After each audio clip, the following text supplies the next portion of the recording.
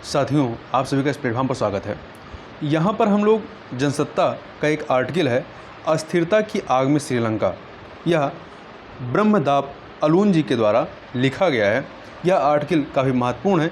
इस आर्टिकल में श्रीलंका की जो मौजूदा संकट है, उन संकटों के पृष्ठभूमि में क्या कारण रहे हैं, उन कारणों के बारे में चर्चा की गई है, जिसके बारे में हमें पता होना चाहिए। तो चलिए इस आर्टिकल यहाँ पर हम लोग देखते हैं। तो विकासशील देशों में लोकतांत्रिक प्रणाली की यह लोकप्रिय मान्यता रही है कि जनता करिश्माई नेतृत्व को संपूर्ण सत्ता सौंपकर खुशियाँ ढूंढती है। आर्थिक सामाजिक पिछड़ापन, सांस्कृतिक टकराव, राजनीतिक अस्थिरता और जातीय विविधता तीसरी दुनिया के देशों की बड़ी समस्या रही है। यहाँ अति लोकप्रिय नेतृत्व उभरने से अधिनायकवाद के पनपने का खतरा बढ़ जाता है। भारत का पड़ोसी देश श्रीलंका अति राष्ट्रवादी राजपक्षे परिवार के सत्ता पर एकाधिकार बनाए रखने और विपक्ष को दरकिनार करने की सत्तारूढ़ पार्टी की चेष्टा से गहरे संकट में फंस गया है। महंगाई दर में अभूतपूर्व वृद्धि और रोजमर्रा की चीज़ों के भाव आसमान छूने से लोगों में गुस्सा और हताशा बढ़ गई है। इसकी परिणति आज देश में हिंसा और आगजनी के रूप में सामने आई है। आपातकाल और कर्फ्यू से बेपरवाह लोग हिंसक प्रदर्शनों में शामिल हो रहे हैं। इस प्रकार एक बार फिर श्रीलंका में गृह युद्ध छिड़ने की आशंका गहरा गई है। दरअसल तमिलों और धार्मिक अल्पसंख्यकों को दबाकर और सिंघली राष्ट्रवाद को उभार कर सत्ता में जमा बैठा राजपक्षे परिवार काफ़ी समय से लोकतंत्र की मूल मान्यताओं को नज़रअंदाज करता रहा है। लोकतंत्र जो है, यह सलाह, समन्वय और सहयोग से मजबूत होता है, जबकि करिश्माई नेतृत्व में आधिपत्यवादी प्रवृत्ति को बढ़ावा मिलने की संभावना बनी रहती है। राजपक्षे परिवार ने अति राष्ट्रवाद को राजनीतिक हथियार की तरह प्रयुक्त कर लोगों का भरोसा जीता और बाद में राष्ट्रहित की विपक्षी दलों की सलाह को दरकिनार कर चीन से एक तरफा समझौते कर लिए। इन्हीं समझौतों के कारण देश आर्थिक बदहाली के दुष्चक्र में उलझ गया। श्रीलंका में 2009 में एलटीटीई की समाप्ति अर्थात लिट्टे की समाप्ति से राजपक्षे परिवार की लोकप्रियता में अभूतपूर्व इजाफा हुआ था। महिंदा राजपक्षे ने सिंघली राष्ट्रवाद को श्रीलंका की अस्मिता से जोड़कर सत्ता पर अपनी पकड़ और मजबूत कर ली। सिंघली बहुल इस देश में तमिल और भारत विरोध जो है राजपक्षे की प्रमुख नीतियां रही हैं और इसका फ़ायदा चीन ने उठाया है। राजपक्षे सरकार ने चीनी कर्ज और गलत आर्थिक प्रबंधन ने संकट और बढ़ा दिया है। इससे देश की अर्थव्यवस्था चौपट हो गई है।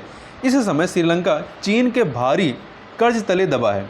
ऐसे में यह अंदेशा है कि कर्ज न चुका पाने की स्थिति में चीन श्रीलंका के अधिकांश क्षेत्रों पर कब्जा कर सकता है। राजपक्षे सरकार देश के आर्थिक मॉडल को बदल देने की योजनाओं को आगे बढ़ा रही थी। इसी में वह छोटे किसानों के हितों की अनदेखी करके जैविक खेती के चीन के व्यापारिक मॉडल में उलझ गई। सरकार ने रासायनिक खाद और कीटनाशकों पर प्रतिबंध लगा दिया। इससे कृषि क्षेत्र पर बुरा असर पड़ा और कृषि अर्थव्यवस्था चौपट होती चली गई। चीन ने अपनी वन बेल्ट वन रोड परियोजना के तहत भी श्रीलंका को अरबों डॉलर का कर्जा दे रखा है। राजपक्षे परिवार के प्रभाव में संसद ने port city economic commission bill भी पारित किया था। यह बिल चीन की वित्तीय मदद से बनने वाले इलाकों को विशेष छूट देता है। विशेष आर्थिक जोन विकसित करने और विदेशी निवेश को आकर्षित करने के नाम पर बनाए गए इन कानूनों को लेकर न तो विपक्षी दलों से बात की गई और न ही देश में आम राय कायम करने की कोशिश की गई। इससे नाराज विपक्षी दलों ने सरकार की नीतियों के खिलाफ किसानों और जनता को लामबंद करना शुरू कर दिया। राजपक्षे की श्रीलंका फ्रीडम पार्टी को देश में व्यापक जन समर्थन हासिल था। इसका प्रमुख कारण महिंदा राजपक्षे और उनके छोटे भाई गोटभाया की तमिलों के प्रति कड़ी और नफरत भरी नीतियां थीं। बाद में राजपक्षे ने श्रीलंका में सिंघली राष्ट्रवाद को बढ़ावा दिया और इसी के सहारे उन्होंने सत्ता पर अपनी पकड़ मजबूत कर ली। विपक्षी यूनाइटेड नेशनल पार्टी की घटती लोकप्रियता से श्रीलंका में राजपक्षे परिवार मजबूत हो गया और यहीं से पनपा सत्ता का अधिनायकवाद मुल्क की आर्थिक बर्बादी का कारण बन गया।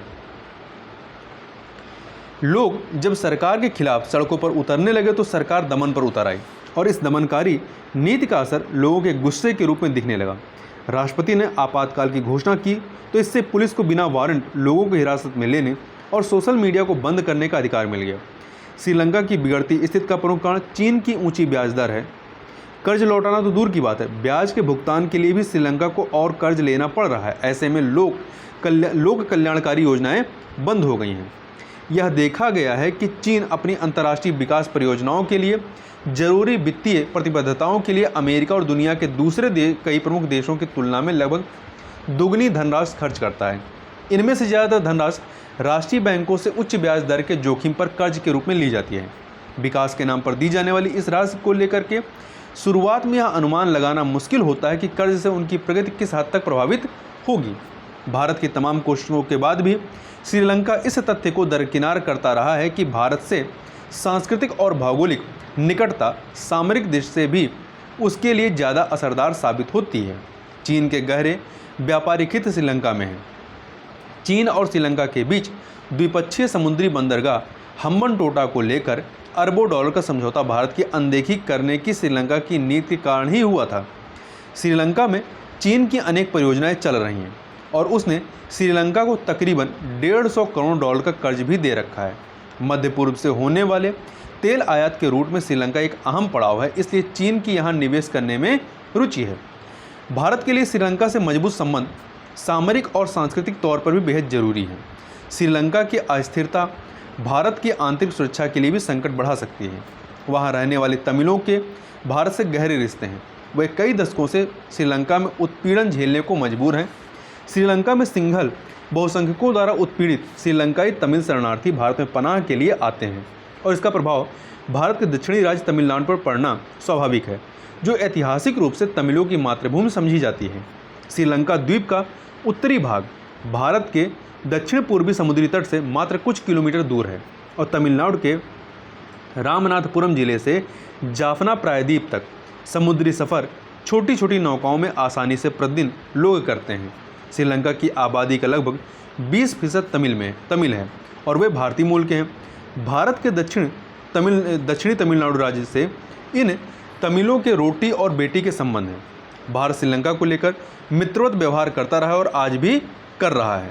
श्रीलंका का संकट नौ उपनिवेशवाद की चुनौतियों को सामने लाने वाला है, जिसमें गरीब देश महाशक्तियों के आर्थिक शिकंजे की दास्तां में उलझ जाते हैं। इसका प्रभाव उनकी राजनीतिक संप्रभुता पर पड़ता है। विकास के नाम पर चीनी कर्ज के कारण श्रीलंका की संप्रभुता पर संकट गहरा गया है। फिलहाल इस देश में शांति बहाल करने के लिए वहाँ सर्वदलीय सरकार के साथ देश के लोकप्रिय क्रिकेटरों, कलाकारों और भारत के सहयोग की दरकरार है। तो यहाँ पर हम लोगों ने श्रीलंका की जो वर्तमान स्थिति है उसके कारणों और इसके क्या प्रभाव हैं उन सभी के बारे में यहाँ पर चर्चा की। तो इस वीडियो में बस इतना ही। मिलते हैं नेक्स्ट वीडियो में, तब तक के लिए बहुत बहुत धन्यवाद।